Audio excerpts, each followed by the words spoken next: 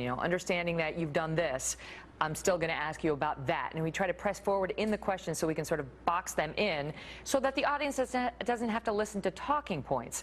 And I actually think we did a good job of that. I think that was a successful effort on our part on Thursday night.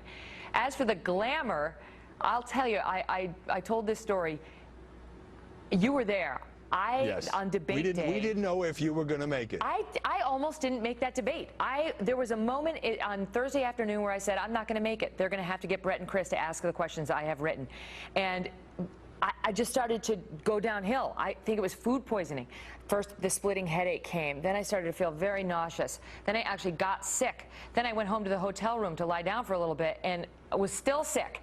And then the beautiful, wonderful savior of my life, Dr. David Silverman of New York, called me in some anti-nausea medicine. Who knew this existed? It's like you don't have to have a stomach virus anymore. I had no idea.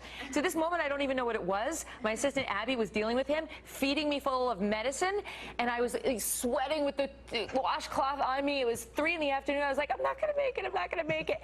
And lo and behold, by 3:47, I was like, a ray of light. I feel it. I might be there. And sure enough, by 5:30, I was back in hair and makeup, and by 9 o'clock that night, actually, we took a picture of me walking into the arena, and it was like one of these because I couldn't believe it. The power of modern medicine.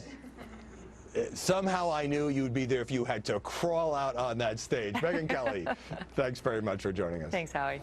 So I have, she gets out and she starts asking me all sorts of ridiculous questions, and you could see there was blood coming out of her eyes. Blood coming out of her wherever, but she was, in my opinion, she was off base.